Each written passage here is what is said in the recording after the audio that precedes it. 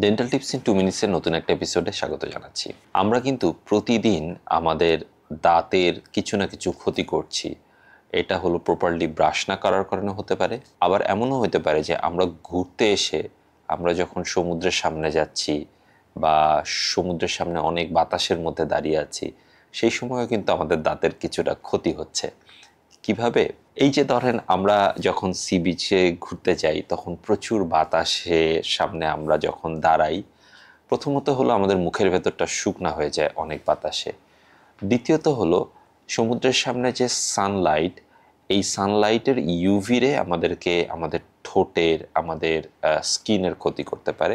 আর ৩ number হলো এই যে বাতাসের যে ফ্রিকশনটা আমাদের দাঁতে লাগছে কন্টিনিউয়াসলি, এই ফ্রিকশনের কারণে কিন্তু দাঁতের ওপরের সারফেসটা, এনামেল সারফেসটা আস্তে আস্তে লস হতে থাকে। একটা গবেষণায় দেখা গিয়েছে যারা সাধারণত সমুদ্রের আশপাশে বসবাস করেন তাদের সামনের দিকের দাঁতের এনামেল লস অনেক বেশি হয়।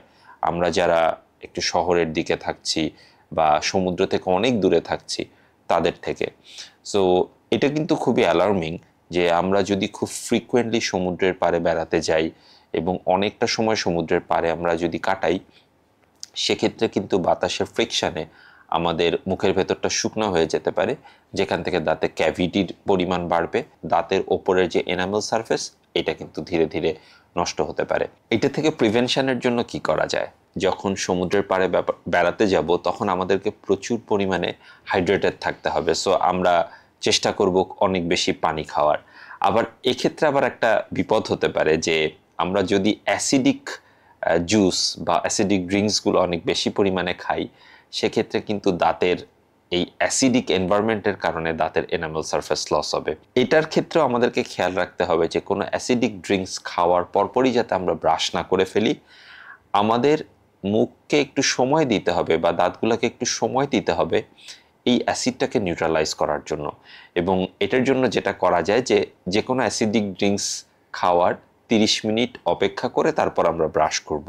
ইন্টারন্যাশনাল জার্নাল অফ ডেন্টাল রিসার্চের 2020-এর একটা গবেষণায় দেখা গিয়েছে যে যারা সমুদ্রের পাড়ে বসবাস করেন তাদের সামনের দিকের দাঁতের এনামেল লস হওয়ার পরিমাণটা অন্যান্য যে কোনো মানুষের তুলনায় 20 থেকে 30% বেশি হয়।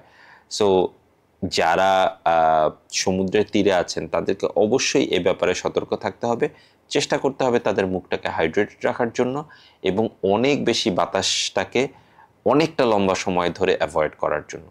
যারা খুব রেগুলার বেসিসে সমুদ্রের তীরে বেড়াতে যাচ্ছেন তাদেরকে অবশ্যই একটা সানস্ক্রিন ইউজ করতে হবে, স্পেশালি আলট্রাভায়োলেট রেটাকে প্রিভেন্ট করার জন্য, যাতে করে এই আলট্রাভায়োলেট রেতে তাদের যে ঠোঁট আছে এবং গালের যে স্কিনটা সফট, এই সফট স্কিনে যাতে কোনো ধরনের ক্ষতি না হয়।